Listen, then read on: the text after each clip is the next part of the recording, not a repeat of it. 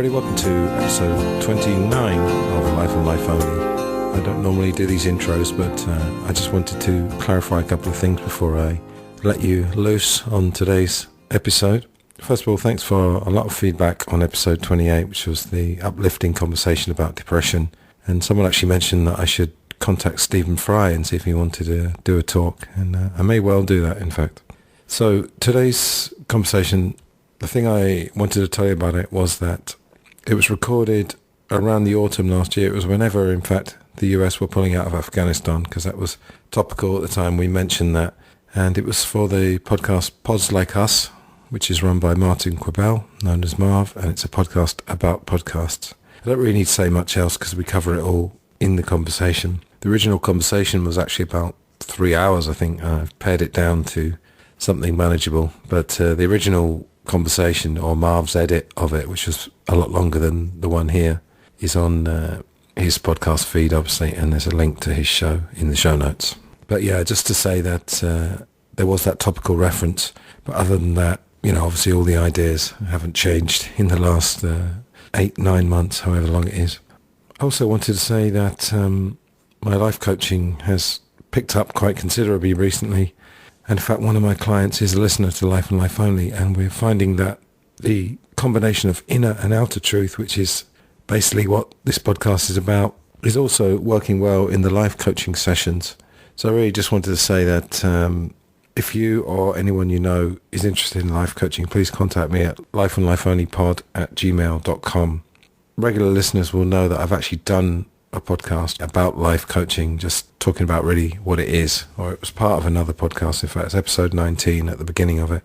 One of the things that comes up with life coaching is the relationship between that and counselling and therapy and mentoring. It's a bit of a grey area at times, but there is crossover there. In fact, I have been doing life coaching with a person who actually wanted counselling, requested counselling, but I explained that as part of my life coaching diploma, I had done a few modules on counselling. In fact, I worked as a voluntary counsellor back in the day, at a time, in fact, where I probably needed it myself. But there's a certain therapy involved in helping other people, definitely. But just to say that, you know, if you feel like you do need counselling or therapy, life coaching can be a first step. What happened with this person was that we did a few sessions together, and then I referred her on to the sort of support that I thought she needed. Anyway, yes, lifeandlifeonlypod@gmail.com, and in the show notes, I've put my Fiverr page. Fiverr.com is a website where professionals can advertise their services.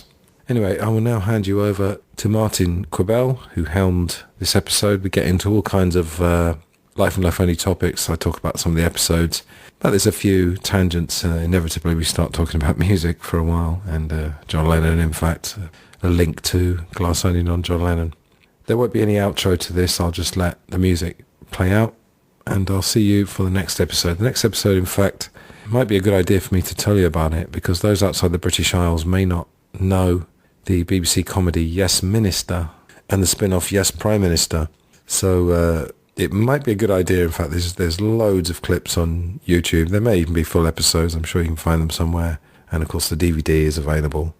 So if, for example, you're from the States or somewhere else outside the British Isles and you've never heard of that, it might be a good idea to at least watch a few clips before that episode comes out. But that episode probably won't be out for 2 or 3 weeks anyway, because I've got my Film Gold and Glass Onion audiences to worry about. Don't worry about it. Think about.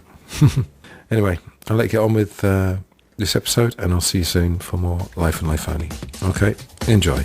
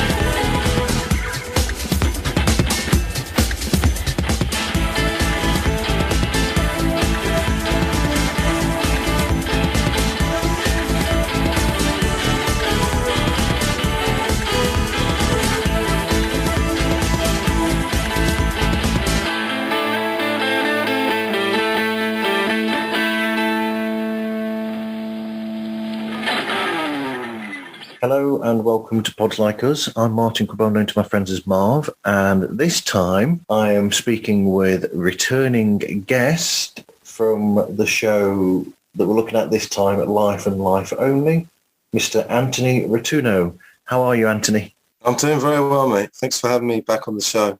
Looking forward to this. For anybody listening, Antony was on previously on episode 7 of season 1 talking about Glass Onion on John Lennon, which is a really good John Lennon-based podcast, if you'd have not guessed from the title. And sort of general Beatles sometimes as well, because it's tough to keep it going just talking about one person for 3 years. So. Although saying that, there's so many things about him that you can go into, but we're not going down that one. We're not talking about that show this time. Yeah, we've already talked about it, haven't we? For about 20 minutes just now. Yeah, before we started, people can hear we were chatting about that. Life and Life Only and Glass Onion on John Lennon are more or less the same topics, except that in the John Lennon case, we use John Lennon as a launch point. I used John Lennon as a base to branch off into other stuff, and now I've kind of expanded it with this podcast. Yeah, but just to go off on a tangent very quickly, though, it's easy to see how you can do that with John Lennon, though. He had his own way about him that sort of lends itself to that discussion. Yeah, just very multifaceted, and there's a reason why millions of people have connected with him, as they probably have with Paul and Dylan and other people. But the debate I've had on, again, I'm talking about Glass Onion, but the debate I've had on that is how much of it is because he hasn't been here for 40 years and how much of it is him, and that's an interesting debate. But clearly he's multifaceted. I mean, Dick Cavett said, people ask me, what was John Lennon like? What was Muhammad Ali like? And he said, they're impossible to describe because they have this strange aura, an aura of celebrity, but also an aura of just being a rather unique individual. I put Muhammad Ali in that category, Marlon Brando, people like that. I think because they have that sort of manner about them, a lot of them by things that have happened to them in their own lives. So people like John and Muhammad Ali and Marlon Brando will let these things that have happened to them, their problems, they would let the way that affects them come to the fore. They would just let that out and be natural with that. Whereas someone like McCartney, who has that in his background with his mother's death and this, that and the other, he'll be a bit more guarded and maybe more protective of that as opposed to letting it all just come out. Well, I think not only Paul, I'd say that's most people. Yeah. If you watch any talk shows, I think talk shows have really gone downhill, especially now we can watch, Dick Cavett and Parkinson from the 70s and stuff. It was just so much more open in those days. It's kind of a theme of Life and Life Only, really. It's difficult to offer alternative views because most people either A, don't know what you're talking about, B, don't want to know, or C, they wouldn't talk about it themselves. So we latch onto in a good way, we latch onto these people who just say stuff that the average person might want to say, but they're too scared to, or they feel uncomfortable with. So they do become a kind of weird spokesman. You can live vicariously because you're thinking, John Lennon would say stuff that I'm thinking, but he says it, Yeah, he just said it and damn the consequences, shall we say. Yeah, I think he knew what he was doing. The sort of revisionist Beatles history is John Lennon was a great PR guy as well, and I totally agree with that. But again, just one final thing about this. Have you ever seen the film Last Tango in Paris? I've seen bits of it. I've not seen the whole film. It's a weird film. It's a Bertolucci film from the 70s, and it's about two people. It's a guy who's grieving. His wife has just died, and it's about two people having an anonymous sexual relationship where they don't even tell each other their names. It's like, can we have an anonymous relationship? And halfway through the film, Marlon Brando just starts giving this speech as his character, talking about his parents and how they were drunks. But his parents were drunks in reality, and essentially he changed a couple of the details, but essentially he's giving a speech as Marlon Brando, basically playing that character. My father was a drunk, tough, whore fucker, bar fighter, super masculine. My mother was very poetic and also a drunk. All my memories when I was a kid was of her being arrested nude. We lived in a small town. We lived on a farm.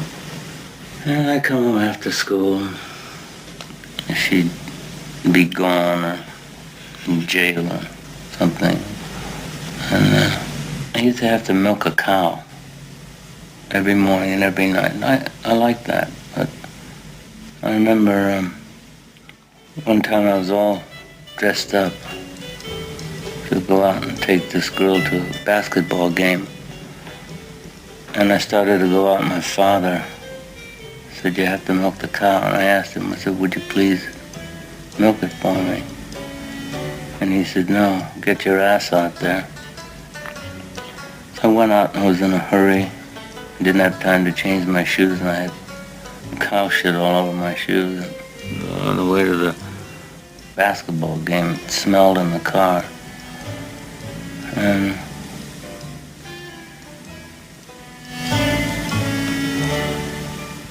I don't know, I can't remember very many good things. Ghosty was on and we did a Marlon Brando special, and we were saying, I can't think of any other actor who would do that, who would just bare themselves. I'm sure it's for their own reason, because, everyone knows it's very cathartic to talk about yourself, and especially your demons. I do it on my podcast. I love it. It's an incredible opportunity to do it, and to actually have people listen to it as well. Wow. You've transitioned well there.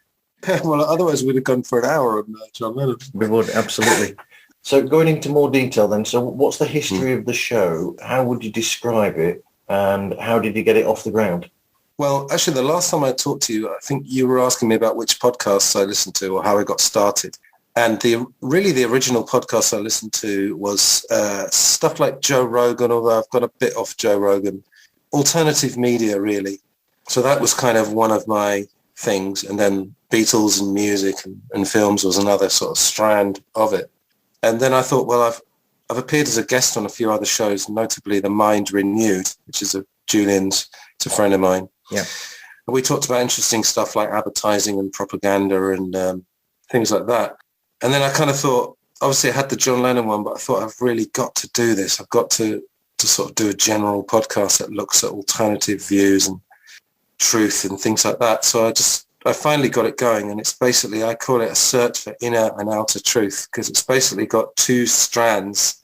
The first strand is to do with the individual. I mean, I've done a show on meditation, which I'm a great proponent of, and emotional intelligence, using the fantastic book by Daniel Goleman. So part of it is about yourself, because I'm also a life coach. And then the outer truth part is, like I say, alternative media. It's sort of pointing out the enormous limitations of a worldview that's based on mainstream media, just reading the news and feeling that you're informed.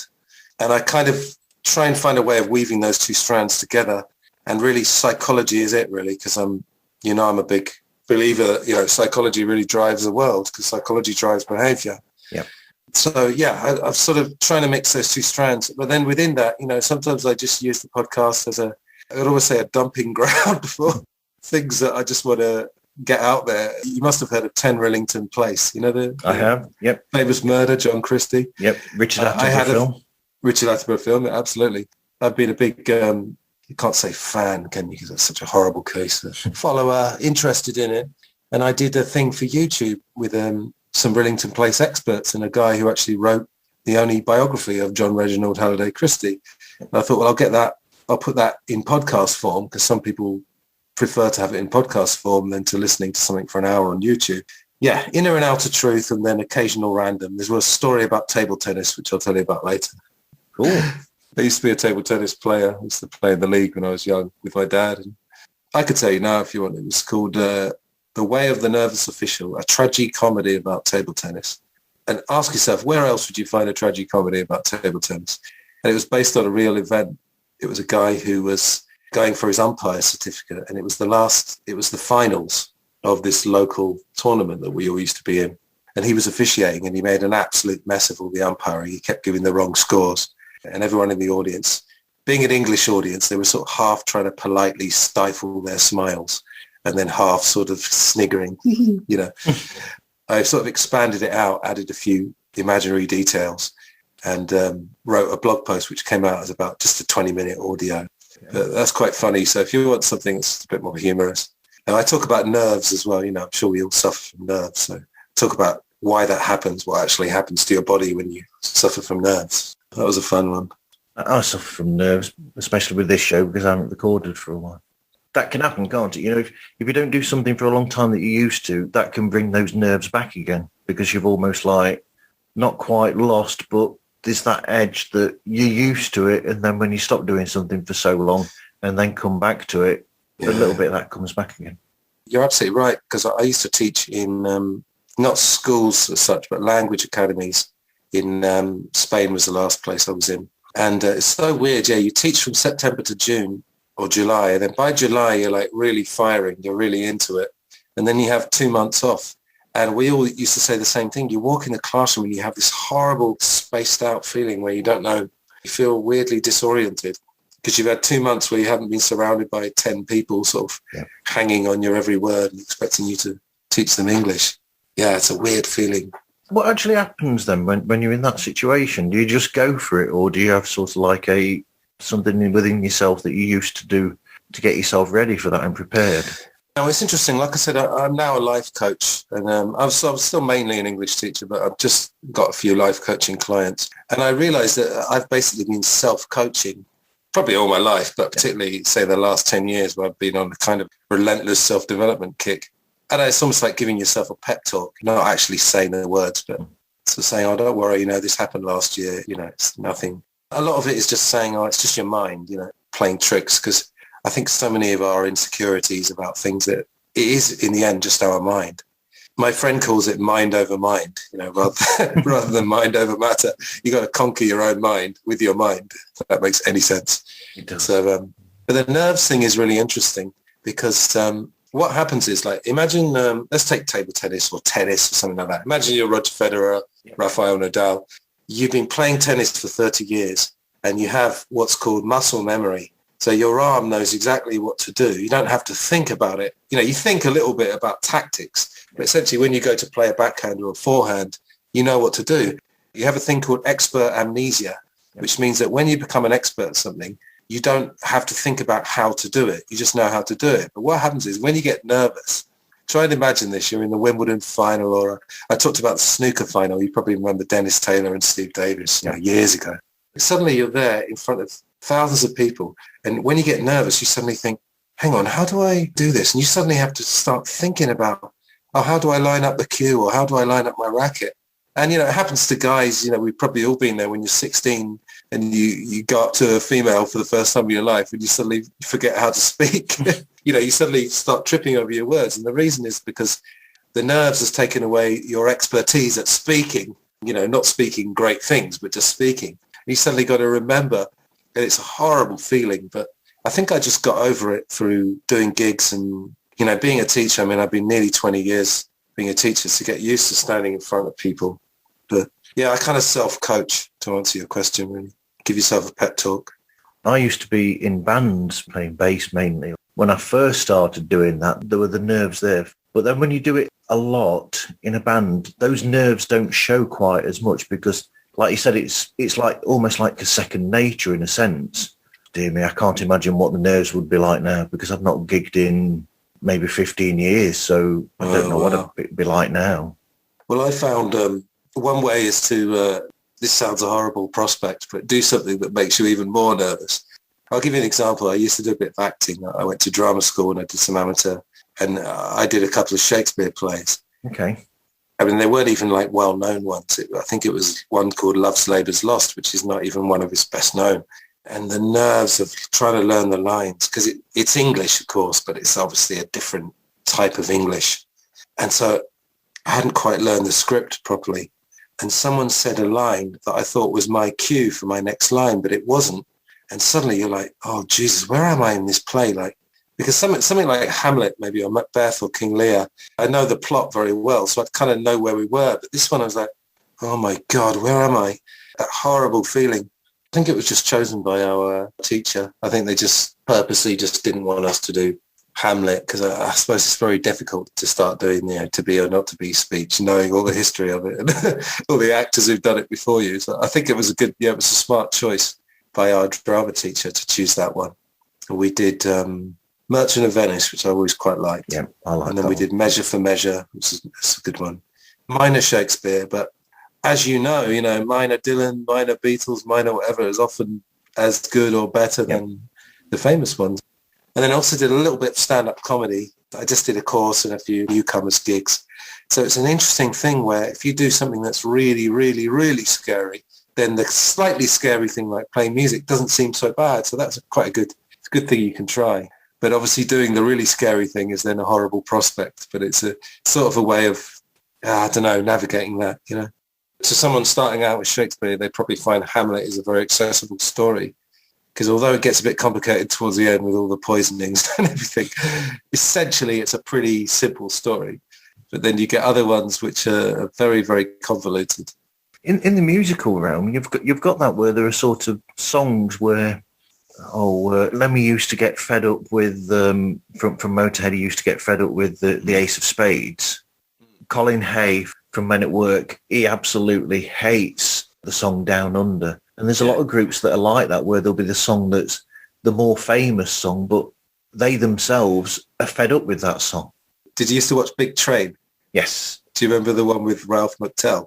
Go on. Really funny. You know, Ralph McTell had a song called Streets of London. Yeah. Just for your overseas listeners, yeah, Big Train was like a sketch show. Simon Pegg was in it, wasn't he? He was in Shaun of the Dead, various other people. Yeah. I can't remember which actor it is, but they're playing Ralph McTell. It's a kind of a folky crowd, little folk club, and everyone's clapping and going, oh, yeah, brilliant. And then Ralph McTell says, I'm going to play you a new song. And then the audience immediately starts sort of whispering among themselves and looking disgruntled.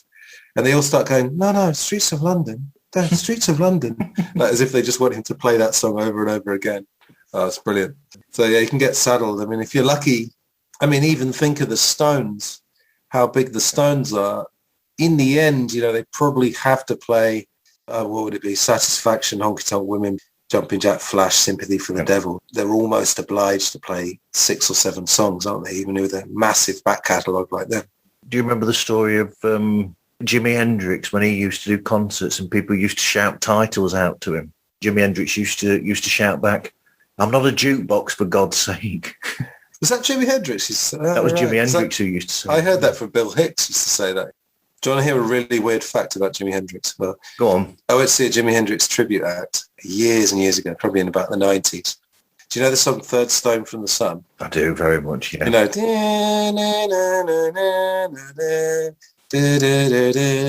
etc. It's a sort of science fiction-y song. They said, we reckon Jimi Hendrix, because he used to watch a lot of telly in England, we reckon he was a Coronation Street fan. And this guy said, because if you think about Coronation Street, yep. And if you think about it, it does sound pretty similar. So they proceeded to play Coronation Street in the style of Third Stone from the Sun and then segued into Third Stone from the Sun.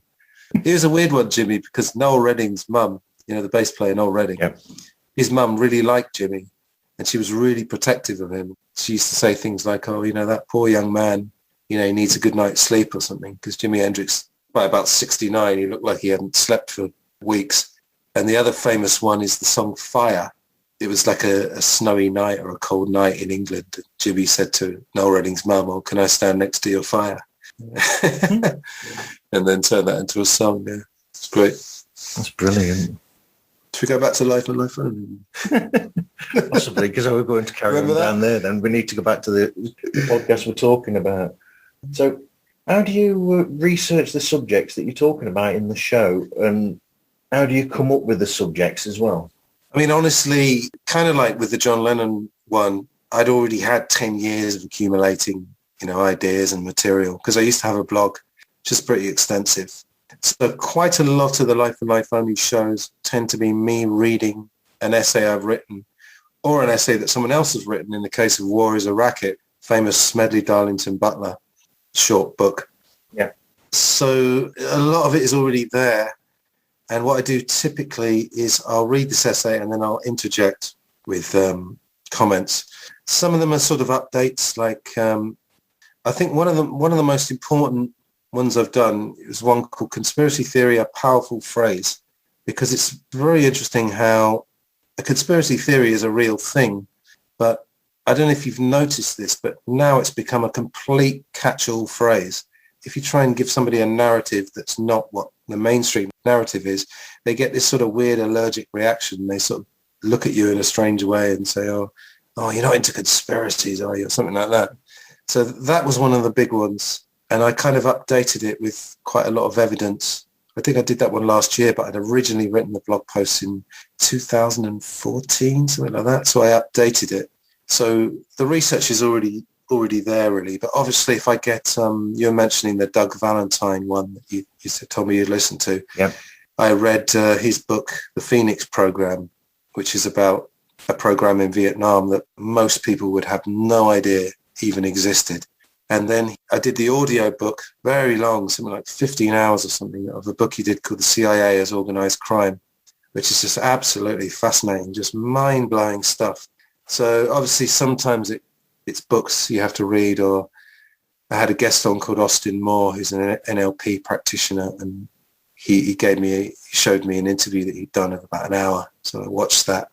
So it's common with podcasts, I suppose. Yep. Sometimes it's books, sometimes it's often if I have a guest on, I'll probably listen to a couple of other podcasts they've done just to get an idea of what they're like, or, but at the same time I try not to preempt too much, try and leave it fresh. It lends itself to your show better that way, because you're allowing them to bring themselves out more, and you're delving into it rather than going into it knowing everything about the subject. It's more you gleaning that information from the person, which is what makes the show interesting. Yeah, and I think my secret weapon is editing.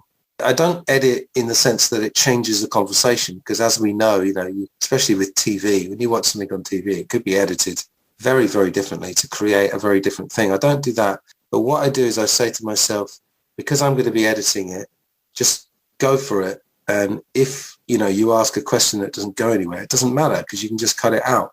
I try and give myself as much of a free license as I can during the recording to just try things, It's like, again, it's like music, isn't it? When I was recording my albums in Madrid, I would just, on the takes or when I was writing the songs, just give yourself a license to do anything. Because if you're going to be editing it later, you could format it a little bit. I think last time I was on, you were asking me about advice, and I think I was saying, try to find a balance between loose and slightly smooth, without being slick. I think there's a distinction between smooth and slick. Personally, this is only my personal opinion. I'm not into those podcasts, which is a couple of friends just talking for hours and hours and with no editing whatsoever, and just lots of sort of in-jokes. You find yourself doing it when I do film reviews. Sometimes there'll be an in-joke between the two of you that people wouldn't understand, which is fine. Yeah, so basically I try and be as free as possible during the conversation and then sort of sort it out later. Sometimes there have been some quite big editing jobs where people have mentioned something that we were talking about earlier, and they've mentioned something that they forgot to say, and then you've got to slot it in. It's a bit tricky at times, but it's kind of worth it when you hear it back. It's a bit like you've mentioned Douglas, but actually during the show itself, we've not mentioned him at all. That was pre-show when we were talking about. Oh, was it? Right. Well, that was an interesting one, yeah. It's a guy, like I said, Douglas Valentine. He's written these books about Vietnam and the CIA. And the thing is, he's actually hard of hearing. And he was following the Skype subtitles. And I invite you and the listeners to check out the Skype subtitles sometimes. It's quite hilarious because they're not bad, but, they're phonetically done. When subtitles are done phonetically, you get this sort of weird poetry sometimes. So he was following that. So a couple of times he actually answered a question that was completely different to the one I'd asked him. But he was such a good guest. Like, he had so many amazing insights that, I just sort of worked it out in the editing. How did you do that then? Did you do any re-record from your end so that the questions were changed to go that way? No, I think what happened from memory is he sort of answered a question, not completely different, but a slightly different question. And then I think I sort of repeated the question I'd said earlier. So I tagged his later answer to my original question. And then I tagged the extra bit. I sort of tagged it onto one of his answers. So it came out a little bit funny at various times, but I think the information was so good that he was putting out that it didn't really matter, But I've had a few adventures with that. I've had people who, one time I was recording and their voice came out terribly, but they'd done their own recording where their voice came out well. So I had to stitch the two together, which took, just hours and hours because we hadn't started the recordings at the same time. Editing can be a bit hideous at times, but like I say, it's worth it when you hear it back and it sounds, nice, Ed Chen does that actually, something similar to that. When he'll record his show when they was Fab, you'll say something all between you all, and then he'll suddenly say, "Oh, I'm just going to say this now so I can edit it in," and then he'll say something, and the reason is because it wasn't quite clear.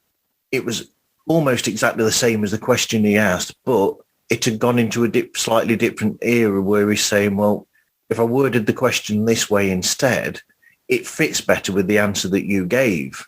He will then edit it after that to work that way. Yeah. And I love his editing. Yeah. I was on his show a year and a half ago, maybe. We did a commentary on the Rutles, talking over the film. And it was really tricky because we were on, is it Zencaster he uses? Yes. Yeah. Yep. So we had the film going on YouTube, and then obviously we're doing a commentary, but we can't see each other. It's audio. And he did an amazing job of syncing, because with commentaries, you've got to have the film going in the background, just in case people aren't watching along with it. Obviously, we encourage them to watch along. It's much easier. Yeah. Just did this with Jaws, actually, for my film podcast. Did a Jaws audio commentary. And he managed to stitch it all together. It was very impressive, particularly since he's now back to putting out a show a week. I kind of put out roughly a show a week, but across my 3 podcasts. And then if I'm in trouble, I'll put something out from ages ago, give it new life. But I don't really feel any pressure to get anything out because I don't have a boss or an editor. A lot of the stuff I say is quite provocative. Yeah. Because, again, the general conceit of the show is that I believe, and I used to work with activists in London, so I've had some experience. I still believe that the majority of people follow mainstream news and more or less believe it. Whereas I think mainstream news is a good source for just events, as in the US of pulling out of Afghanistan. But having discovered podcasts and things of people who would do 2, 3, 4 hours of analysis, you realize how incredibly more complex the world is than the one that's presented to us. I don't apologize because I think that's wrong to say I'm sorry for having alternative views, because they're based on a lot of the time on research as well as intuition. But I do kind of say, look, I'm not here to offend anyone. However, this is my podcast. I've taken the time to create it. I'm obviously paying for it. It's not very expensive, but, Podbean fees and all that. Yes. Yeah. I bought the equipment. This is my platform, and I'm going to say what the hell I want, And if you don't like it, you're free to turn it off. This is the thing. Do you remember Jerry Sadowitz, the Scottish stand-up comedian? Yep. Not inflammatory in terms of, politics or anything like that, just making really, really inflammatory jokes and stuff. And I went to see him, actually. I was in Australia. I went to the Melbourne Comedy Festival, and he was there. He'd got in the Melbourne papers for being offensive. And he said, look, if you're offended, what the are you doing at my show? You can't come to my show and then start being outraged. It's the same with podcasts. If someone says something that offends you, then just turn it off. But if you choose to listen, that probably means that you're slightly interested in it, and you believe maybe there is a kernel of truth there.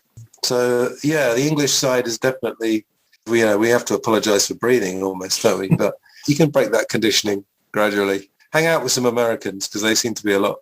I remember when I lived in Asia, there was a American woman who I was quite friendly with because she was a teacher as well.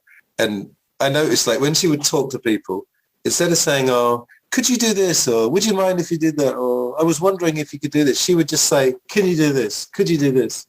Just more directly. And I just felt like you just get things done much quicker. As an English teacher, I could tell you, British English is full of, "Could you do this? I was wondering if you could. Do you think you could? Sorry for asking, but could you?" So it's full of all these ways of making everything sound much more indirect. So sometimes, hang out with some Americans or some Aussies, and it's just like direct. Absolutely. Yeah. So how do you find the guests that you have on your show, and then how do you get them onto your show?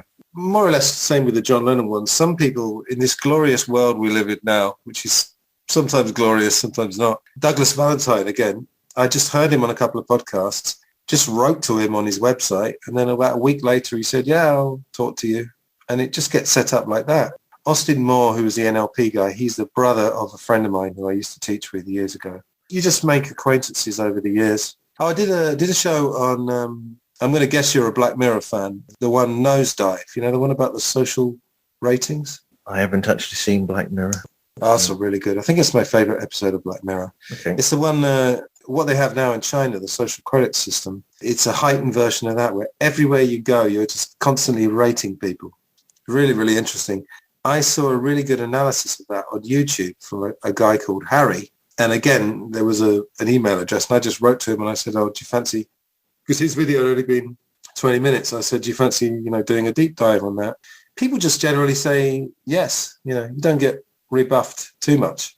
Some people are busy. And when we were talking last time, I said, in a way, I'm not really interested in having famous people on my shows. Yeah. Even let's take Paul McCartney, someone like that.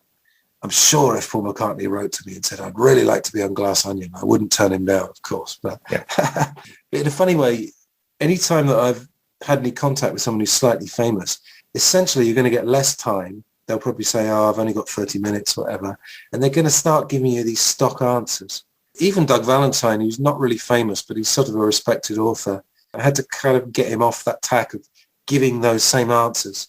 So I tend to contact people who are either not famous or not particularly famous, but just whose work I like. And most people, they just say yes, generally.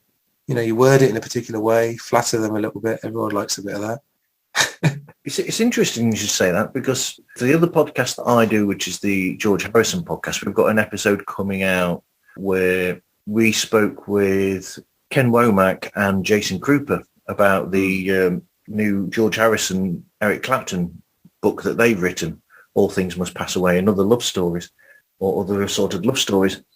We had Ed Chen on as a third chair. So there was me, Hudson, and Ed. And on the lead up to it, I was talking with Ed and explaining to him that, I've purposely avoided listening to any of the other plethora of Beatles-related shows, because as we both know, there's a lot of them, because I didn't want them to picture the way that or the questions that I'd end up asking the two of them.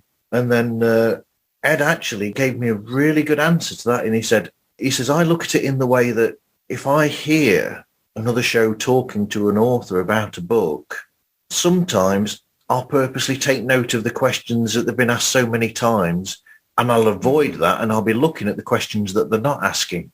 Yeah, I do exactly the same thing, actually. I've done that. I've written down areas, especially I think Ken and Jason have done the rounds of a lot of the Beatles shows, the same as Chip Madinger and Mark Easter. Yep. When they brought out 8 Arms to Hold You, they contacted me and said, oh, would you like us to be on the show? And I said, yeah, sure. And then I found, they'd already been on 4 or 5 other ones. I often say to guests, actually, I just make it clear to them that I'm sensitive to the fact that they've been asked this stuff. Like Dan Richter, I had Dan Richter on a couple of times. Yeah. And every man and his dog has asked him about Stanley Kubrick and what's it like working on 2001 and what was John Lennon like. Rod Davis as well, of the Quarrymen. He actually said to me, like with characteristic Scouse directness, I said off mic, I said, oh, what's it like doing these interviews? And he said, it does get a bit boring when people ask the same stuff. So I try and do the same. Sometimes it's a bit unavoidable, but I really believe that podcasts, particularly, like I say, since they're generally non-commercial, there's not really any point just asking the same questions that someone's going to be asked if they go on BBC Radio or something. We have this outlet to come at things from different angles. I think that's the beauty of it. Back in the old days, a lot of bands and artists used to do pre-recorded question answers, didn't they? And they used to send them out to different radio stations. They would pre-record the pretend interviewer asking a question and then have the pre-recorded answers that the record company have sent out to all of these radio stations. That's it in a nutshell, basically, where they're all giving the same answers to everything all the time. Yeah. Whereas what you're trying to do then, and what I learned from that Ed said, was don't do that. Instead, look for the subjects that people haven't broached, and then there you've got the more interesting thing, because, dear me, I'm going back to the Beatles again, and I'd really rather not. No, that's all right. But, it's the stock of, oh, well, how many times can Paul McCartney rehash the Yesterday story? Well, he managed to again, didn't he, for that 3-2-1. I don't know if you're a tennis fan, but when you watch those press conferences and they go, so Novak, Djokovic or whatever, Andy Murray, so what did you think of your game today? They just have to say, with sport, it's a thing like, what are you going to say? Like, oh, I played well in the first set. didn't play so well. My backhand was good today. My serve was good. And I was just thinking, God, it must be so boring. I mean, okay, they have a privileged life. You know, they get paid very well, etc. But have you ever seen the documentary Radiohead, Meeting People is Easy? No, but I would love to see that because I love Radiohead. Yeah, I do as well. It's sort of Ben's OK Computer era. It's definitely pre-Kid A. And, you know, you can tell very quickly that Radiohead, they're quite shy, actually. Maybe not Tom so much, but the others. And they're kind of very artistic, creative people. And you can just tell they're just so tired of this crap, just these boring questions. And they have to do these, you see them doing these inserts. Hi, this is Ed from Radiohead. You're watching MTV. And you can just see at his face. I mean, I haven't seen the doc for years, but I remember it. And you're thinking, oh, God, I know he's in a privileged position. I know he's earning a lot of money, but you still kind of think, oh, poor guy, you know. In the sense, he just looks so uncomfortable. And with Paul, I mean, I've been commenting on it recently, and it's very tricky when you've got a John Lennon podcast, because when you start saying negative things about Paul McCartney, the sort of tribal stuff comes out. And, you know, people would intimate, oh, you know, you're a Lennon guy or whatever. You know, I'm doing a John Lennon podcast because I tend to connect more with him, but I've said a million times I think they're perfectly equal. But the thing with Paul McCartney, he's just everywhere. It's like you never get any space to breathe. You know, he brings out McCartney 3. Before you know it, there's McCartney reimagined, and then he's doing something else. He's just always there. And I was saying recently, you know, I hope he lives a long life, but when he eventually goes, there'll be a huge reappraisal, and he'll get, in a way, more love then, because obviously you get more love when you're not around for various reasons, psychological reasons, and just because people suddenly realize there's not going to be any more music. Yep. But the guy is just everywhere, you know, and I've been staying off social media a lot because, you know, you join a lot of Beatles groups. The first thing you see is like Beatles, Paul McCartney, John Lennon. It can kill it for you, you know. And again, I don't listen to the other guys' shows so much anymore, partly because I don't want to have that feeling where if they do a really good show, I don't want that kind of ego thing of, oh, fuck, I wish I'd talked about that or something. I don't want to feel that because I just want to feel that they're just my friends and we're all in the same family, if you if you know what I mean. I don't want to feel competitive. I don't want, you know, the ego to protrude. So, you know, but it's just tricky. Like Paul McCartney is so overexposed. I mean, the guy's just everywhere. I suppose in his time of life, he wants to get it all out before he eventually passes. Yeah, plus he's got that work ethic already instilled in him from back in the day. But even up to the age of 80, I mean, that's incredible. Yeah. But you're right, yeah, when people pass away, there is a reappraisal because it's happened over the years with Cobain and other people as well. I can see it happening with Chris Cornell and Soundgarden as well and people like that. Yeah. Oh, by the way, I just saw last week when Nirvana came to Britain. It was on BBC or ITV. Really, really good because Nirvana, rather like Jimmy, they kind of made it more in Britain than in America initially. And there's some really lovely stories of them staying in these B&Bs and these really like cheap hotels in London. And everyone speaks really well of them. Just said, oh, they were really nice. Yeah. I think Nirvana's music has just aged fantastically. I was listening to some of it the other day. I think it's just quality, absolute quality. I didn't realize, again, I got from this documentary, Kurt Cobain was actually talking about the Beatles. And he said, I love the Beatles and I love Led Zeppelin. Yep. And I suddenly realized Nirvana is actually a mixture of Beatles melodies and sort of Led Zeppelin style hard rock. I was suddenly thinking, wow, I think that's why I like it so much. It's obviously the lyrics have got that personalization, but it's almost the Beatles meets Led Zeppelin. You've made me realise now about that because so Mike from the podcast, My Classic Albums, mentioned another podcast again, because of it being, I think, did you say something about it being the 30th anniversary or something of... Never mind. So he's talking about that on a future episode and he wants people's memories of it or opinions and he's asked people's favourite song. I have trouble with that because I think there's so many good songs on that album, but in the end I ended up picking Come As You Are. And I mean, there's memory of that from when I've been in bands and we actually played that. But thinking about it now, I can see why I've probably picked Come As You Are is because it is that. It's the riff mentality of the, or the riff feel of the Led Zeppelin, but with the melodicism of the Beatles. Absolutely. I've not thought about that until you just said it. Yeah. And it's just made me realise exactly why that song resonates with me. Yeah, great band. But yeah, the thing about you're saying about after people die, it also happens actually, it happened with Muhammad Ali actually, although he only died in 2016, after he was stricken with Parkinson's. I'm going to sound terribly cynical now, but if you notice, suddenly he gets equated with Martin Luther King and people like that. And Muhammad Ali was an important person, but he was also a pretty flawed character. Yeah. But if you know the story of Malcolm X, sorry, this is a tangent, we can't go on now. I think Muhammad Ali was majorly brainwashed by the Nation of Islam and Elijah Muhammad, who just happened to father something like 8 children with 6 different women who were his secretaries. So, yeah, very holy man. And Muhammad Ali basically abandoned Malcolm X, and Malcolm X was murdered almost certainly by the Nation of Islam. But yeah, it's a funny thing, isn't it? When people die or people get very ill, you just see them in an immediately different way. It's weird.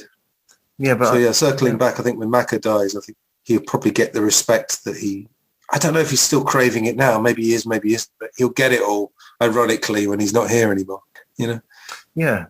Well, beyond mic or off mic, we were saying that John Lennon's genius is being open to weird things happening. We were off mic, but saying that, but I agree with that. Yeah. We were talking about happy accidents. We were talking about happy accidents and how Blonde on Blonde from Bob Dylan had a specific sound to it because of the immediacy or perceived immediacy of some of the recordings on there. Yeah, because Dylan would get them in and sometimes not even tell them the chords and just start playing and say, oh, come on, play along. And sometimes when that happens, when you don't generally what key the song's in, you can more or less follow along, especially if you're in Nashville. Those guys were Nashville, very, very professional musicians.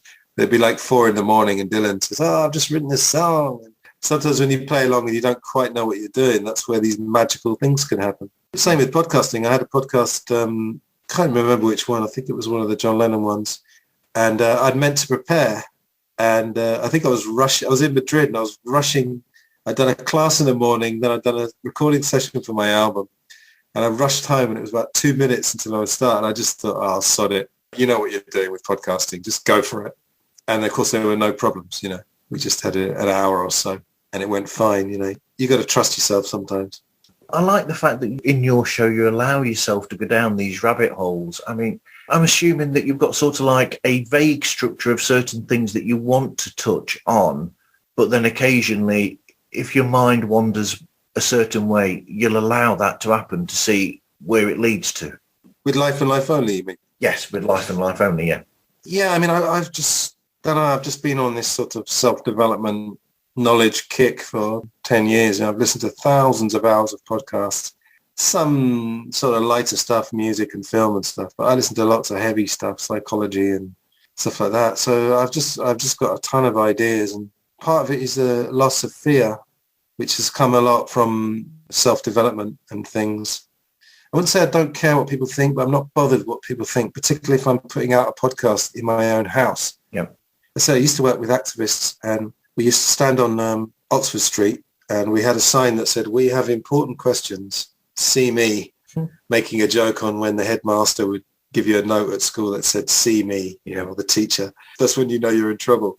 Like I was saying earlier, if you're outraged with something, you could just walk away from it or switch it off. So the fact that we were saying we have important questions in a jokey way with a sort of a smiley face, people would come up to us and we would ask them about the world and say, what's your understanding of the world? Have you heard of this? And often when you start to bring up anything at all about 9/11 or 7/7, and I don't think 9/11 was an orchestrated event. If I had to guess, I'd say that the intelligence services probably knew it was coming.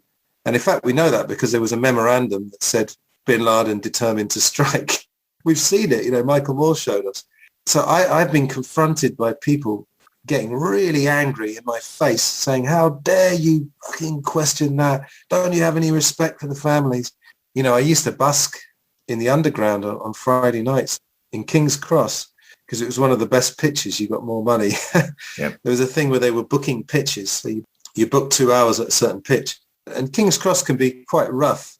And on Friday and Saturday nights, I'd get drunks, never nasty, but sort of trying to intimidate me a bit or singing along right in my face and coming up next to me and doing an air guitar. And I used to be a manager of a William Hill, which is a betting shop in Camden, again, which can be a bit of a rough area. Absolutely. So you'd get a lot of people they spend their whole day going from the pub to the bookie, so they get a bit pissed. That's drunk for your American listeners. Yep. And when they lose a bet, you get people abusing you, going, you fucking... So I've had all that. So the idea of just putting stuff on a podcast and getting a message back. You know, it's not really going to faze me. So really it all comes down to fear. It's what I learned. You know, so many people are just full of fear and they don't even realize it. And so they just don't want to go anything. And this is where, you know, I very, very occasionally get a bit angry or a bit irritated on my podcast when I'm doing solo ones, not with guests. Basically the compliance of the public and the fact that, as I was saying earlier, this conspiracy theory phrase is now used for anything. You're not allowed to question vaccines or you're anti-vax. And my question is, why in 2021 are there still only two positions, pro-vax and anti-vax? Yeah. You know, why is there nothing in the middle? I don't understand. I went to a writers group here where I live and they were nice people, you know, but I was saying, you know, how many people are in this group? And they said, well, there's a core of 5 or 6 and we got this weirdo anti-vaxxer who came last week. And I was thinking, for God's sake, you're a creative writer. Your whole point is that you're supposed to be open to things. It just sort of irritates me how people essentially just allow themselves to be told what to think. And of course, the biggest problem with that is that the one thing that no one wants anyone to say to them is, you know, you've been duped or you're being propagandized and you don't realize it. Because like I said, this thing in London, we would show documentaries about, it could be 9/11, but more typically things like the banking system. And when people get confronted with, do you know what cognitive dissonance means? Yeah. Yeah, you know, for people who don't know, it's when essentially you get information that goes against your core beliefs, or I would argue your conditioning. And people get really angry. Like you just see it in their face because they realize that perhaps what we're telling them is actually the truth and that what they've been told is basically a lie, not necessarily on purpose. You know, my parents didn't know any alternatives to what we saw in our daily newspaper. You know, none of my school teachers knew that. So it's not to blame them, but Life and Life Only really is about, if you listen to a few of the episodes, I would challenge you to say, do you really think the mainstream media are telling you everything you need to know? Do you think a few sound bites about Afghanistan is everything you need to know? So yeah, that's it really. I can't even remember where I started with that. Yeah, lack of fear. So I would say to people, it's a humble thing to realize that we are sort of in a society that the media is very much based on fear. It's very slickly delivered. You know, the BBC is incredibly slick, but if you really drill down, you will find there's a huge reality. And now we have podcasts and they're offering you that and offering you deep dives on very, very complex topics. And you realize what I see on the news is just like a slickly delivered 5-minute soundbite. That's I true. think I'll stop there, Marv. That's okay. Again, if people are interested and they want to listen to Life and Life Only and they start to feel offended, turn it off. You're absolutely entitled to do that. Yep. Yeah. I can't remember who it was that somebody in the music world who said something about, you know, if you don't like our music, don't listen to it. There's always somebody else there for you to find. Or if you don't like this song, we'll release another one in a few weeks. Yeah, exactly. Yeah. Do you remember the comedian Tim Vine? Yeah. I love that guy. Brilliant. I love Tim. He had like the world record for telling jokes, and he's got all these one-liners like Velcro, what a rip-off. So, he's like almost deliberately bad. And he said it comes from insecurity. Because if I tell 1,000 jokes, if someone doesn't like the joke, there'll be another one in like 3 seconds. Yeah. But yeah, I love that guy. It's great. You've reminded me of a video that I watched recently of Lee Mack, comedian. So he's on stage and there's this person at the front of the audience who's got glasses and he says, oh, can I just do that or whatever? So he's got the glasses of this person and he starts doing like an Eric Morecambe impression, you know, with the raising of the glasses and everything. Oh yeah, like waggling the glasses. Waggling the glasses and everything. And then there's this person at the front, another person at the front who shouts, you don't know how funny that is. And then Lee Mack goes, that's the weirdest heckle I've ever had. And then he said to them, he says, of course I know how funny that is. He says, I'm paid a fortune to stand up here and do these things. He says, what do you think? He says, do you think I actually come out here and just tell true stories? And I'm here going, why are you laughing? This is real life here. I'm giving myself out to you. And what's really good about that is that a lot of these comics are following a script or a basic how they go from one end of the show to the other. The brilliance there is that heckle has suddenly shown the talent therein where he can just go off script slightly and go into something else and just naturally come out with a humorous response. And then he brought it back again. Yeah, I think a thing I learned on this stand-up comedy course I did years ago, it's not really about gags. It's not really about punchlines. With some comedians it is. but it's about just developing timing and being able to tell bad jokes well, because in the end, it's not the quality of the joke. It's how funny the experience is for the audience. Just to give you a Tim Vine example, you know, he does songs. Yeah. So he goes, I'm going to sing a song to you, ladies and gentlemen, called It's Easy. And all the song is him going, it's easy, it's easy, easy, easy. He gets the audience to repeat, easy, easy, easy. It just goes on for ages. It's easy. It's easy.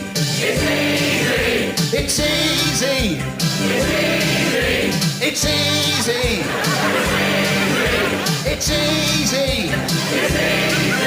It's easy, easy, easy. It's easy, easy, easy. It's easy, easy, easy. It's easy, easy, easy. It's easy. It's easy. It's easy. Blimey, that was hard work, wasn't it? Because he just got the timing, you know. Yeah, that's that joke. They say, what is it? What's the best thing about, you know, the first thing you should learn about comedy? And then there's a long pause as well. Timing. Yeah, I've got very good comic timing. Yeah, Yes. something like that. That's the isn't it? one. Yeah. We know we were talking earlier about people personalizing, you know, like Lennon and Brando or whoever. Yeah. Bill Hicks had a great opening line. He'd come on stage and go, good evening, ladies and gentlemen. I've been on the road doing comedy for 10 years, so bear with me while I plaster on a fake smile and plow through this shit one more time. And then he said, only teasing, it's magic every single show. But I know someone was talking to me the other day about potentially going and doing a stand-up for the first time or something. And I said to them, I said, look, I've not done it myself. I said, but I would offer one suggestion or whatever. And, you know, if you come out with an opening joke and you only get one person towards the back who responds, and other than that, it's dead, take note of that person at the back and actually bring that into the thing. I said, so what you will do is, for instance, you could use a line like, you could go, oh, thanks, I've sent the money in the post for you or something. And then I said, so that then lightens the situation. So always be looking for those sort of times where if it starts to get a bit like that and you've got that, do something about that situation. It's making a positive out of a negative, basically, you know, life skills. Yeah, like I say, making a good show out of bad material in a funny way. If something goes wrong or you lose your thread, turning that into the point, you know, that's the skill, isn't it? But I mean, I read a biography of Bill Hicks. Bill Hicks spent so long. I think someone like Jimmy Carr, I'm not really a fan of, but when he started, he did 300 gigs a year. Yes. So almost every day, perhaps he did 2 shows a night, but you've got to spend that time on stage. I mean, some people are naturals, but you have to just feel comfortable. Again, it's like music, it's like podcasting or anything. When you're comfortable in this space, when I do a podcast, either on like a guest for your show or my own show, something happens to me as soon as I press record, and I don't really have to switch it on anymore. It just happens. You get comfortable. And with teaching, again, it's the same thing. You know, when I first started teaching, it's horribly intimidating. Yeah. Being in a class of 15, 20 people. And I'm lucky because I rarely taught children. And I taught children for a year, and I just found it awful. I used to get this horrible sinking feeling just before the class. But yeah, if I could offer just some advice, what I said earlier, after you've done Shakespeare or stand-up comedy, then playing music in front of people becomes easy. So I would say almost like confront your darkest fear in a funny way, which I know is a difficult thing to do. But think about the thing that makes you the most afraid and do it. You know, it could be like approaching a stranger in the street just to, you know, if you're a shy person, some people wouldn't even approach a stranger in the street to ask them the time. But I'm planning to do an episode of Life and Lifeonly where I go into my local town with a recorder, you know, like a dictaphone, and say to people, would you like to answer a few questions for a podcast? And then I'm going to ask them some stuff about, you know, what do you think about, does the media tell you what you need to know? What do you think of conspiracies? Da, da, da, da, da. Do you think we're being propagandized on a daily basis? What's the worst that can happen? They'll say, no, I'm not interested. That's true. Yeah. So I think if Life and Lifeonly is about anything, it's about realizing that we do live in a fear-based society to some extent, but you can conquer it by just chipping away at it every day, you know. So I would like to sort of leave you with that message rather than depressing stuff like Afghanistan and Iraq and terrorist attacks. Your show, Life and Life Only, is interesting to me because I like to go down these rabbit holes, and essentially I like to listen to things that are almost new to me in a sense, because it adds to my own, sort of knowledge. When I took part in Gil's show, The Mind Buzz, he allowed me to go down the rabbit hole that I'd recently got interested in. It's strange because I listened to so many podcasts, and then I was listening to, of all things, a podcast about Genesis, and they were talking about the Peter Gabriel song, We Do What We're Told, brackets, Milgram's 37. That was used on a documentary, that song, yeah. Yep.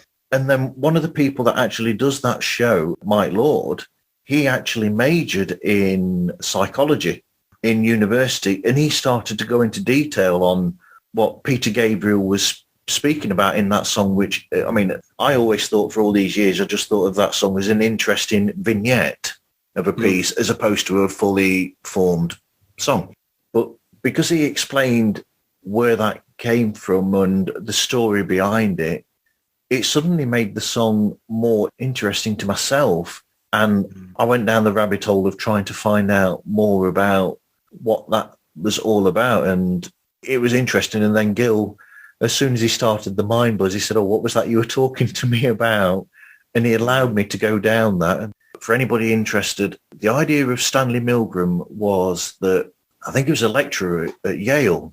And he was interested in, he had kept close watch of these trials of these German leaders, and the fact that they were basically answering and just saying, look, you know, these things that we did them because we were being ordered to do them, and it was our job to do them. And so Milgram thought of doing these experiments where he would see if that was the truth. If people were told to do things, would they just do them despite the outcome? So he came up with this idea where initially, the first time that he went through it, he put these advertisements in the newspaper to advertise for people to, or volunteers to take part. Well, actually, they weren't volunteers. They were paid $4.50, I think it was, at the time. So they were brought in by this newspaper advertisement. The idea was that you would have what was called a learner and a teacher. So you'd have one person behind the glass in one room, and in the other room, you had somebody who was attached to an electric chair with electrodes on, and they had these series of words. You'd have associated words. You'd have one word, and you'd ask the learner for the associative word. And if they got the word wrong, you were to electrocute the learner. You had a dial at the back that sort of like explained different levels, and each time that they got one wrong, it would go up a level as to how the electric shock was. And at the back of them, they had somebody called a supervisor who would just oversee what was happening. And then the twist is that the actual person in the electric chair wasn't being electrocuted. They were acting, but it was made out to the teachers that they were also some of the people who were brought in from the newspaper advertisement. And then they drew supposedly random as to who was chosen to be the teacher and the learner, where really it was set up so that the people who come from the newspapers advertisements would be the teachers, and the learner was actually an actor pretending. And the actual experiment was to find out how far those normal, ordinary people on the streets would go with the instructions they were given to electrocute these people until they would stop doing it. And would they just keep going on? And I just found that fascinating. And they ended up, Stanley Milgram said that he proved that actually if you're ordered to do things, it's very possible that you would go against your natural urge. You know, your morals would go out of the window because of orders. Absolutely, yeah. I think it was a certain percentage would go up to the point where they would actually kill the person. Yeah. I mean, you've really hit on something there, because another thing I wanted to say really about media, it's actually well known, this is a fact, that the CIA infiltrated the media, which sounds like some bizarre, again, like a conspiracy theory, but it's Operation Mockingbird is a real thing. And essentially advertising does the same, because if you talk to people, they will all say, oh, advertising doesn't work on me. And I'm like, well, I'm sorry. There's a reason why advertising is $1 billion business. It does work on you, but you just don't know it.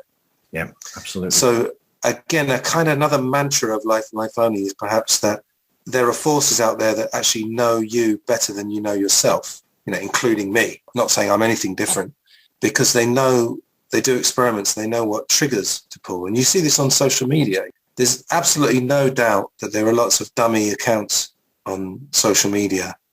And I did an experiment, actually. This is not the most fun way to spend about an hour, but I looked through the YouTube comments, and when there's a video that's sort of inflammatory, I look through the accounts of people saying, oh, you're a lunatic, you're talking a load of rubbish. And loads of them are fake accounts that have either nothing on them or just like one video. Yeah.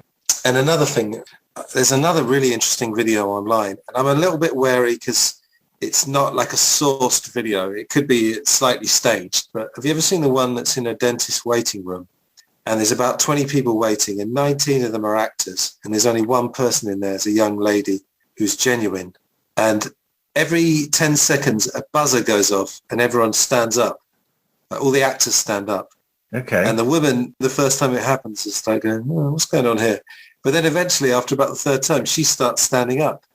Like for no reason whatsoever. You just hear beep or a buzzer or a beep. Yep. And everyone stands up and sits down again. That's the hive mentality. Yeah. But what's really fascinating, gradually, like all the actors, they go into the dentist. It's a dentist waiting room. And they go in to see the dentist, so to speak. And then what happens is that genuine people start coming in. But this girl has started standing up every time she hears a buzzer. And all the other people who are not actors, they all just come in and they all start doing the same thing. And you think, are these people like lunatics or something? But they're not. It's what you said. It's compliance, which is, it goes all through school. Again, the question is how much of it is planned and how much of it is just like the way society is organized. And another thing, you have a show called P2. Do you know where that comes from? Obviously, it's a George Harrison song. That actually comes from Propaganda Due. Okay. Which is an Italian secret society that Berlusconi was involved in. And I always found that fascinating, because how would George Harrison know about Propaganda Due? Due is obviously Italian for two. So, that'd be worth looking into. It's like, oh, did George Harrison know something? I'm a big fan of Frank Zappa, and he did a song called I Am the Slime. But if you ever come across that, and you kind of think, oh, it's just a kind of a goofy song. And then you see the video, and I Am the Slime is all about television. And it's all about how television is just filling you full of crap, basically. Not to say that, there aren't entertaining shows, but it's more to do with the news. And again, Bill Hicks used to talk about that, hey, honey, have you got 50 channels of crap on the TV? Pink Floyd as well. That song, Nobody Home from The Wall. Yeah. I've got however many channels of to choose from. Yes.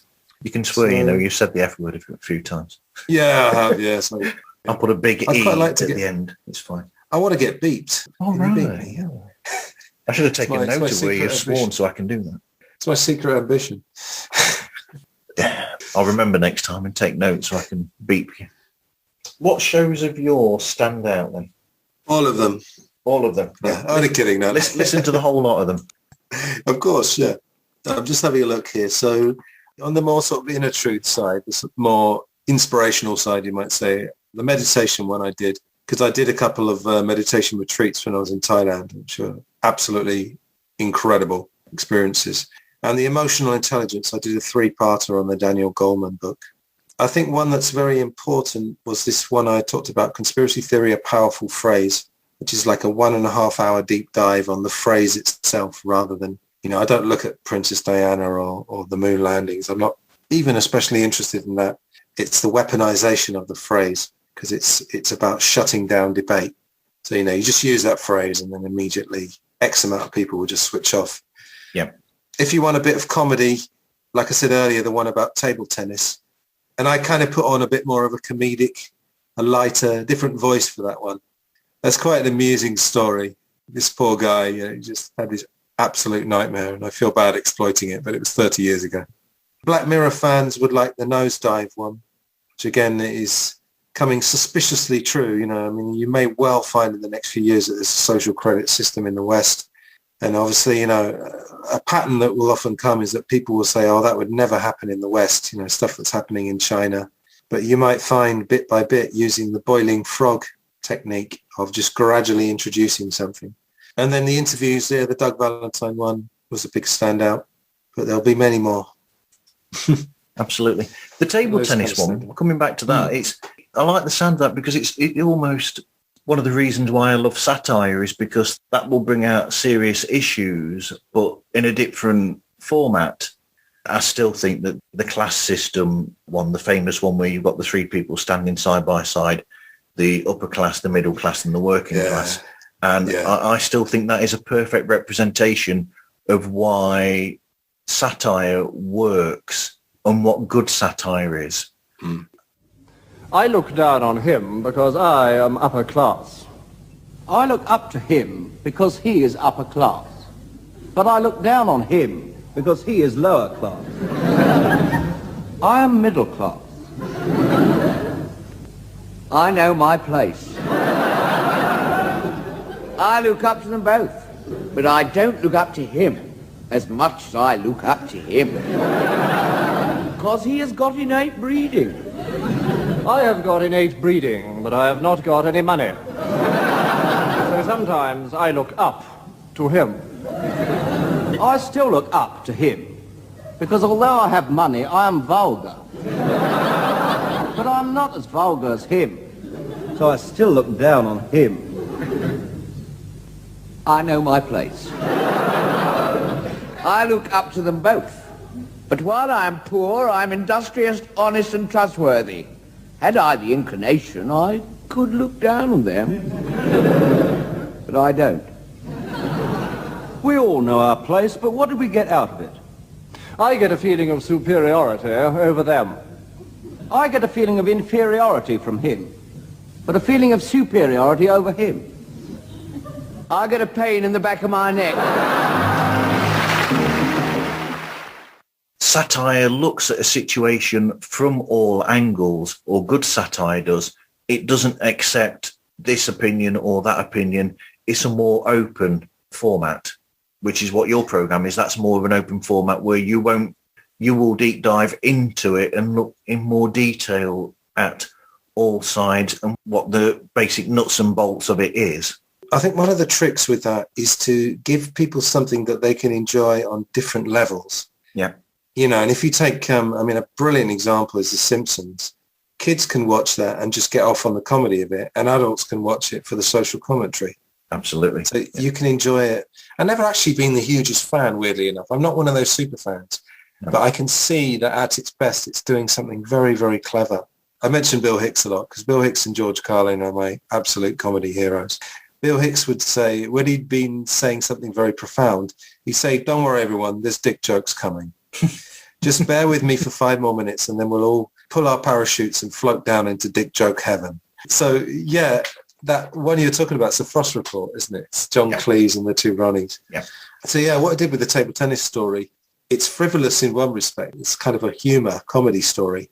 But then I kind of go into, like I said, nerves. It tells you a little bit about the English character, not wanting to laugh too much, but sort of sniggering. If I could just tell a very quick story, I was talking about, in that table tennis story, I branch off. I used to work in a company, a retail company. And there was a guy, like a head honcho, who came from Switzerland. He was a weird guy because he was very powerful. He was very high up in the company. But he looked almost like a little boy. He was very, very youthful looking and had a kind of very unintimidating way. Anyway, he did this slide presentation.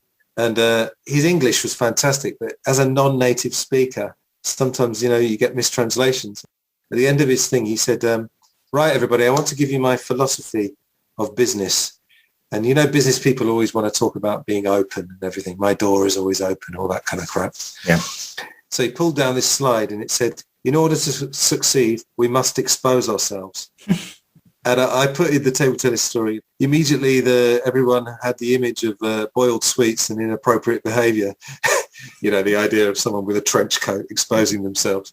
So there's a sort of humour in that. But then, that's a little bit of a comment on the mentality. We're adults, but sometimes we become children, when someone says something like that. We sort of go, hee, hee, hee, that kind of thing. But I think I said somewhere in the story, it's something like, people didn't know to behave. It was almost like someone's doing a presentation and you realise their flies are open. It's that kind of thing. It's that slight uneasiness that comes across the room. One thing I always found fascinating is group dynamics, and you'll know from being in a band or being in a classroom teaching, dynamics are a fascinating thing. When I do my meetup group, I've started my own one here where I live. When you get onto certain topics, you feel a sort of slight unease comes over everybody. If you go too far down the rabbit hole, as you were saying earlier, it's just all fascinating. Psychology is just inordinately fascinating, and you don't really need to study it to have an interest in it because it's everywhere. Just watch the way people behave, study behavior. And you can do that for free just by interacting with people. I almost purposely, I'm going to call it from now on, the unease factor, where if I will suddenly feel a little uneasy, I might think, do you know what, I'm going to go into that on purpose now because there must be something behind it that's making me uneasy. And it's almost the danger of the unknown that makes it more interesting. You're absolutely right. When you get that feeling, just try and embrace it. I used to box a little bit, more sort of just went to a boxing club, did some sparring and stuff. When people go to boxing matches, there's a weird thing that happens where this sort of bloodlust that sort of comes out that's in all of us, because in the end, we're still animals, we're civilized. Well, we think we are. Yeah. But the boxer will tell you that their whole life is dealing with discomfort. That's why you don't generally get many middle class or upper class boxers who get to the top, because boxing is essentially mostly working class people who come from ghettos who've lived out that discomfort in their whole life. So it's nothing difficult for them. Well, obviously boxing is a difficult thing. It must be a terribly scary thing, whoever you are. Even Mike Tyson used to say, if you don't feel fear when you go in a boxing ring, you're crazy. But it's a wonderful thing to confront your fear and almost start to enjoy it, which sounds very weird. But if you just, with a little bit of sort of training yourself, because you get an adrenaline rush. Yeah. And you get an adrenaline rush from pleasurable things, but you also get an adrenaline rush from extreme fear. It's like if you went in the forest and you spotted a bear, like in the distance. That would be a horrible feeling, but it would also be an exciting feeling. Takeaway might be just put yourself in a fearful situation. Not a terrible situation, but a little bit of fear. It's wonderfully transformative. I've had over the last 10, 15 years, just profound changes in my life, pretty much off my own back. I was inspired by certain people, but I can't tell you how much I've changed. And anyone can do it. Anyone can change. It's not beyond you. Another theme of the podcast is self-talk. Most people, I think, including myself, we have what they call an inner critic. We have that person in your head that could be your father, could be your teacher, or it could just be nobody. It could just be yourself telling you, what are you doing? Yeah, you can't do that. What are you doing starting a podcast? It's that annoying, cynical voice, but you can crush it. There's an old fable where people in a village lived in the fear of a mythical monster, and they saw the huge shadow of it. And as you get closer and closer to it, the shadow recedes and then gradually disappears. And it's a wonderful metaphor for, the fear we feel. If you just confront it, you actually find there's almost nothing to it. It's an invisible voice, or like I say, it could be your parents or your teacher. But it's a wonderful thing to confront it and conquer it. We've just done 2 hours 20. This is fantastic. I know, flipping out. I could do another 2 hours, so you're going to have to rein me in at some point. I am. We're going to have to bring this to an end shortly, I think. Could have some lunch. Yeah. So what other shows would you suggest to people that you really enjoy listening to? Oof. There's so many. More to do with life and life only, more to do with self-development. Absolutely, yeah. Psychology, there's a great one called Psychology in Seattle. And I actually had both the guys, I had them on Glass Onion to talk about John Lennon's psychology. That is brilliant because it's deep, but it's very accessible at the same time. There's a good one called Tangentially Speaking. Yes, I've heard of that one, yeah. A guy called Chris Ryan, and he's written a book which I'd really like to read called Civilized to Death, which is not as morbid as it sounds, but it's talking about how modern civilization has brought us, it's almost like 2 steps forward, 1 step or 2 steps back.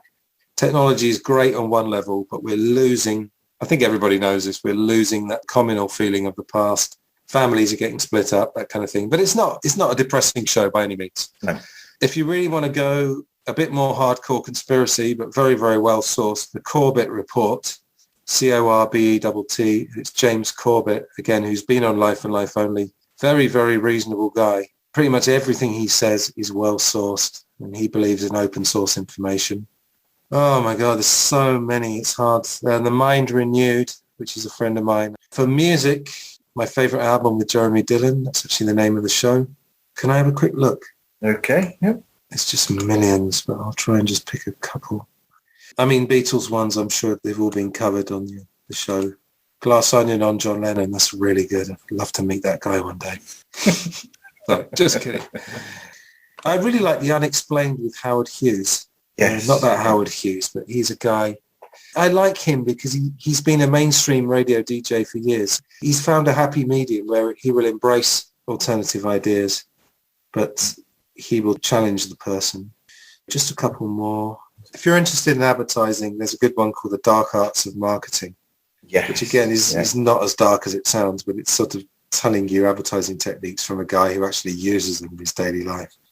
For songwriting, you've probably heard of Soda Jerker. Sure. Absolutely, yeah. Soda Jerker on songwriting, that's a good one. With Brian Sy. Yeah, they're from Liverpool, aren't they, those guys? Yeah, they went to Lipper, didn't they, I think? Lipper, yeah, absolutely, yeah. A million film ones. I mean, the Projection Booth podcast is good. Next Reel is one I listen to. I'm going to plug a couple I've been on, but only because they're my friends, not because I've been on them. But Real Britannia, REEL, is about English movies, British movies. Great. And The Stinking Pause, PAUSE. The guy who runs those, Scott, he likes his puns, as do I. Obviously. And then just literally two more. History by Hollywood is a very good one because it's reviews of films which are based on real events. And what they do is they'll actually go scene by scene and tell you how true to reality, but not done in a dry way. It's entertaining. And then the final one is called Napalm in the Morning, and it's the Vietnam War through film. So they take all the classic films like Full Metal Jacket and Apocalypse Now, and again, they'll tell you how realistic it is. And I think a couple of them are actually, I don't think they're Vietnam vets, but they're actually been in the military, so they know what they're talking about.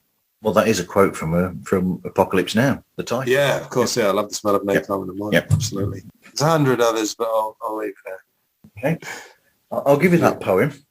I'm going to mention a poem because I love poetry, I love words, and Antony is a lover of poetry and words and has taught English as well, I believe. Yep. Still am. Yep, still teaching English. So this is The City of Sleep by Rudyard Kipling, who is one of my favourite authors. Over the edge of the purple down, where the single lamplight gleams, know ye the road to the merciful town that is hard by the sea of dreams, where the poor may lay their wrongs away, and the sick may forget to weep. But we pity us, oh pity us, we wakeful are pity us, we must go back with policeman day, back from the city of sleep. Weary they turn from the scroll and crown, fetter and prayer and plough, they that go up to the merciful town, for her gates are closing now. It is their right in the baths of night, body and soul to steep, but we pity us, our pity us, we wakeful, oh pity us, we must go back with policeman day, back from the city of sleep. Over the edge of the purple down, ere the tender dreams begin, look we may look at the merciful town, but we may not enter in. Outcast hall, from her guarded wall, back to our watch we creep. We pity us, our pity us, we wakeful, our pity us, we that go back with policeman day, back from the city of sleep. There you go. Wow, it's lovely, yeah. There's a lovely rhythm to that, to the writing as well, isn't there? Absolutely. Well, I've always found that even with his novels, there's a rhythm to his writing in that as well that I really like. What's the famous quote with Kipling about treating two imposters? There's a brilliant quote which has always stayed with me. I was thinking, this coming up, I knew about, the love of poetry and of literature, and I thought I've got to do something because it's something that not able normally to go into. I've got lots of poetry books. Because at the side of me as well, I've got Spike Milligan's book of Milliganimals. I've got quite a bit of T.S. Eliot as well because I love the practical cats. There's so many to choose from. I'm going to swear again, I'm afraid, but Larkin wrote a poem about your parents, they fuck you up. Do you know that one? I've been dealing with family drama recently, so it kind of stuck with me. I know the Kipling, I mean, I won't read the whole poem, but I think the famous bit is always, if you can keep your head when all about you are losing theirs and blaming it on you. If you can trust yourself when all men doubt you, but make allowance for their doubting too. If you can wait and not be tired by waiting or being lied about, don't deal in lies, or being hated, don't give way to hating, and yet don't look too good nor talk too wise. And then just the famous line is, if you could meet with triumph and disaster and treat those two impostors just the same. Yeah. So that's interesting. I think with poetry, same with really good song lyrics, I don't think there has to be one meaning. You can take whatever you want from it. And it's interesting, that line, don't look too good nor talk too wise. I often think about that when I'm podcasting, because when you're trying to dispense some sort of truth that you've learned, one of the natural reactions that people would say is to feel like they're being patronized. Yeah. It's like a reflex action. And I've had this before, like, again, you know what I was saying earlier when I used to be doing these events in Oxford Street, when you confront somebody with something that they kind of suspect might be true, but it goes against their conditioning, they will get angry. And one of the things they'll say is, oh, yeah, you know everything, don't you? That's one of those reflex. It's basically an ego reaction. Okay, yeah. Because I think, if social media has proved anything, it's proved that inside every adult, there's still a child. Again, including myself. I'm not saying I'm any different. I've been triggered on social media. I've got into arguments. And I look back and I think, Jesus Christ, you're 40 years old and you even just engaged in an argument that would shame a 10-year-old. Yeah. So that's an interesting thing as well. We won't go on a tangent now, but ego is another thing. If your listeners want to take anything away from that, study ego, study your own ego and see how much it basically guides your actions and how you need to guard against it. Because the ego is essentially, the id is the child, but I think an ego makes you behave in a childish way. So there's so much to mine, but you've got to be if you are interested in developing, you've got to be very honest with yourself, and it's very painful as well. It's painful to analyze your own behavior, but you don't need to necessarily go into therapy or and have a professional. You can almost do your own self-coaching or self-therapy in a way, especially with the internet. You can get so much. You've got a whole university course there waiting for you to pick and choose a little bit, but there's so much opportunity now to learn that there's really no excuse in my book for not at least questioning what you've been told and stuff. Yeah, the information's out there. You don't know how easy you've got it nowadays with the internet. Yeah, well, again, one of the things that people will say about conspiracy theories, they'll say, again, I'm using the term in the sense of this sort of weaponization of it. They'll say, I bet you read that on the internet. Or they'll talk about people on the internet. Who do you know that doesn't use the internet? Apart from, your granny and children under the age of 5, although they probably do, to be honest. So when they say like stuff on the internet, that doesn't really mean anything. I think what they mean is that a lot of stuff on the internet is not necessarily sourced. I get that. But in terms of, just learning and self-development, there's so much there. It's all there waiting for you if you're so inclined.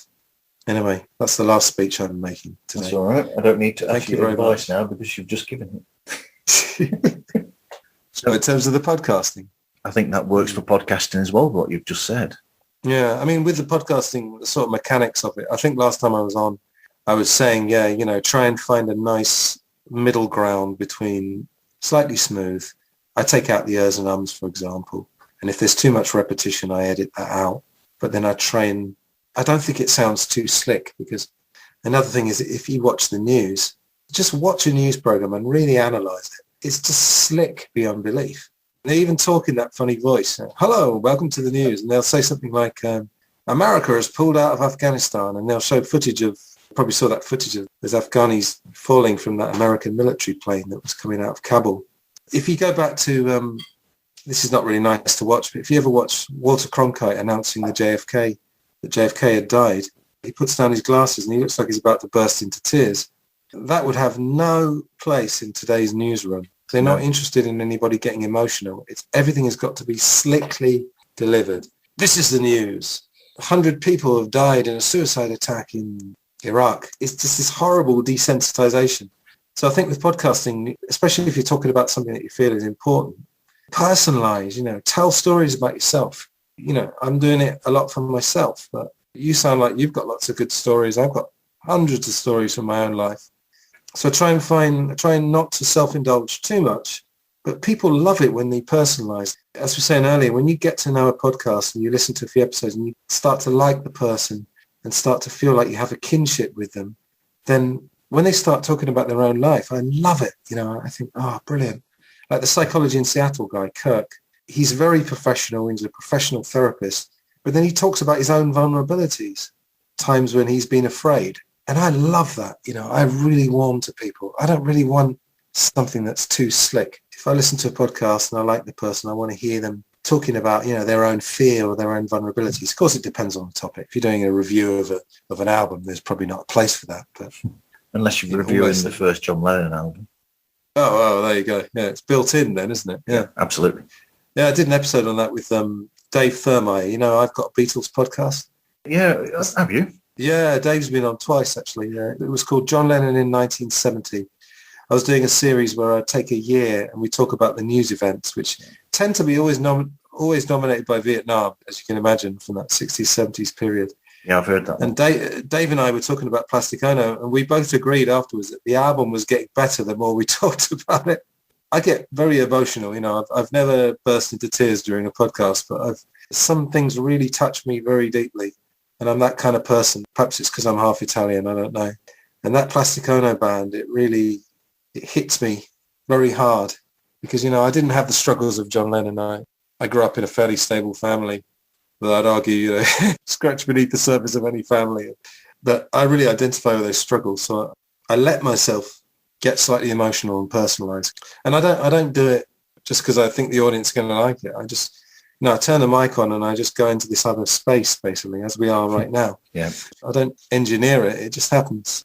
I don't even remember what I was talking about. It's okay. Personalised. It's like if I pick up a guitar sometimes and I'll just naturally go somewhere on the guitar and it's innate. Yeah. And break the rules as well. Talking about Nirvana, I think it's Serve the Servants from In Utero. Okay. I'm sure it's that song. He goes into the solo. The solo is more or less in a completely different key. It shouldn't work at all. But In Utero is all about basically mental illness, isn't it? I think In Utero is almost Kurt's Plastic Ono band in a way. Yeah. But yeah, Kurt Cobain was an amazing guitarist because, obviously technically he wasn't amazing, but he would play stuff that just sounded like, what is he doing? Like, it's not even in the right key, but it just fits. Like, I think that, like I was saying earlier, I think Nirvana just totally holds up. If you compare it to, say, Pearl Jam, I like Pearl Jam, but that just doesn't hit me in the gut. I mean, Chris Cornell, Soundgarden, that hit me in the gut. Yeah. But then he broke some rules with guitar chords that he'd use. Absolutely. Dissonance, what dissonance is when you put notes together that don't fit. When I was making albums, my producer would occasionally say, yeah, but that note doesn't fit with that chord. He is very open to experimenting, don't get me wrong, but I would say, yeah, but I kind of like it. It sounds wrong, but I kind of like it because it must connect with me in some way. We don't always know why, do we, as creative people? It's some of the reason why I like the music of Eno, because Brian Eno will put in a lot of dissonance or things that shouldn't work in the music, but it does because it gives it that extra. I think that sort of thing works mainly with music that is of has an emotion to it, because then that emotion is brought out by that dissonance and the what shouldn't work, but actually it does work because it gives it that something. I think also maybe it's something to do with imperfection, because like I say with the news or I struggle with modern music, modern rock music particularly. There's very little, I'm going to sound like such an old man, but there's very little since the White Stripes that has really interested me. I've tried, but the thing is, I think nowadays we have so much music. When I was in Spain, someone downloaded 30 gigabytes of music to my hard drive. So I've already got more music than I can ever listen to in my entire life. Yes. But I don't really like the modern rock sound. I think the White Stripes, he did something very clever. It sounds like modern music and old music almost at the same time. Do you know what I mean? And Jack White was a kind of in the Kurt Cobain school where he's not really a great guitarist, but it just sounds very powerful. Do you know what I mean? Jack White's a bit sloppy. I mean, Jimmy Page from Led Zeppelin, if you were really dissecting that, you'd say he's a really sloppy guitarist, but who cares? Because it's just brilliant. It is. What are we talking about? It's okay. We'll go back onto track notes now. Yeah, So, God. okay. So where can people find your show and get hold of you? Right. Yes. So, I have a third podcast called Film Gold, which I won't talk about now, but it's basically a deep dive into films. Wait for season 6 for that episode. Well, yeah, I mean, I think you and I could talk about films for probably the rest of our life. But Absolutely. Anyway, Film Gold, yeah. Glass Onion on John Lennon is the one that your listeners probably already know about. And then Life and Life Only. They're available in all the usual places, but I think I'll give you the Twitter because I'm finding Twitter is quite a good place. So Glass Onion is Onion Lennon with a capital O and a capital L. Life and Life Only is Life Only 75, and Film Gold is Film Gold 75, capital F, capital G. I also have a website, finally, which is Antony with no H, Rotunno, ROTUNNO.com. And that has got my blog, all my music, which is 5 albums and demos and covers and live videos, and then all the links to all my podcasts. So basically everything is there, finally, in one website. Thank you very much. It's been great. I mean, we've done It has, and 2.5 hours. we've talked for nearly 3 hours. No joking, I feel as high as a kite. When I get in these conversations, it's like my new drug. I barely drink anymore. It's a legal one, so we're fine. Yeah, I barely drink anymore. I've cut out the naughty stuff. So, we all need a drug, don't we? We do.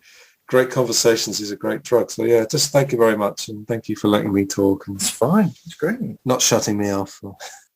So thank you for chatting today, Anthony. And thank you, everybody, for listening. You can get hold of me, get in touch with the show. We now have our own email account, which is podslikeus@gmail.com. And you can also go to the website, themarvzone.org, for anything to do with me if you really want to go down that rabbit hole. But for now, thank you very much for listening, and I hope you listen again to another episode of Pods Like Us.